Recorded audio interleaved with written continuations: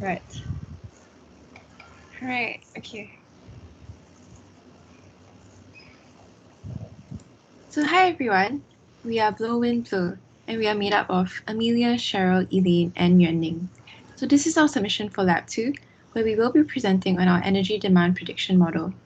So we will first present on our exploratory data analysis, the solution development methodology, before going on to results. So the data we received is an energy demand plot from 1998 to 2002. So in this first graph, we have the energy demand from 1998 to 2002. We see interannual fluctuations, which could be attributed to macroeconomic events or climatic variability. On an annual basis, we see that there is an increase in energy demand that occurs in the summer and winter months, with a slightly higher peak in the winter. On a monthly basis, we observe that there are some dips that occur every 7 days or so, occurring on weekends. And on a daily basis, we observe that the energy demand starts to rise from 6 a.m. to 8 a.m., plateaus till about 8 p.m., and starts to decrease thereafter. So in summary, these are the trends that we observe across the different timescales, and this analysis will set the direction for our future engineering. So next, let's look at the solution development methodology. We look at the different steps of prep, windowing, and training. Under prep, we first generated the statistics for the data, looking at mean, median, maximum, minimum, and standard deviation. We used the mean and standard deviation to plug into the formula for normalizing the data. Next, we conducted feature engineering under pre.m. While we had many ideas for feature engineering, we were limited by time, so for now the features that we have tested are mean, minimum, and maximum, after testing against other features like median and standard deviation. We adjusted the window by widening the extents, so instead of t0 to t minus 5, it was widened to t0 to t minus 8. This gave us a lower loss index.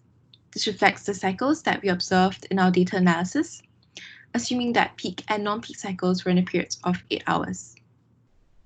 There are also many other areas of improvement for feature engineering, which are guided by our earlier data analysis. So here we have also listed some examples. Under config.m, we played around with the neural network size, ranging from 8 to 128.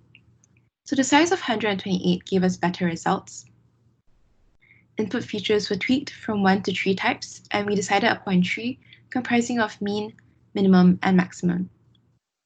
Iterations were experimented with from 1,000 to 5,000, and repetitive running resulted in 5,000, which we thought was most optimal since iterations hardly went past 5,000 due to the early stop mechanism. We also tested with different solvers, Adam and SGD, and Adam produced a much better result. For defining the network, we used a difference network. As early stop was already in the model, we left this included, and we also tested the model with dropout. However, this increased the test error and so was removed from the final model. Next, I'll hand on the time to Amelia to discuss the results. Thanks, Yuanning. Here are our results. The persistence to beat derived from statistics was 0.116, and our neural networks were able to provide a lower root mean square error consistently and at about 80% than the persistence.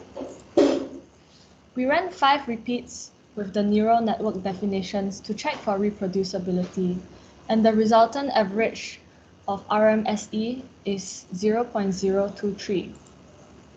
These are the prediction outputs for the model with the lowest RMSE. We see that while the general trend is quite similar, there are still many instances where underprediction or overprediction occurred.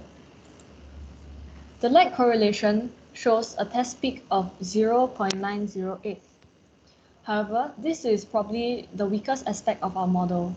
We anticipate that robust feature engineering should help to bring the peak closer to 0 with higher confidence, and this would be indicated by seeing 2 sharp peaks instead of smoothened out curves.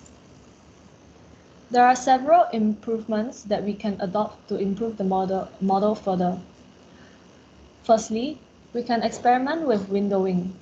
In general, increasing the window period gives us more data to work with, but including data that's too old might interfere with the model training. As for normalization, we observed that the data is slightly skewed. So one thing we could try is by subtracting the median instead of mean to get a more accurate normalization factor. We've also elaborated on the many feature engineering ideas to try in the earlier slides. Lastly, given more time, we can manipulate the model configurations and try different saturator types. In this case, we'd prefer to use tangent H instead of value due to the non-linearity of the data. With that, we've come to the end of our presentation. Thank you.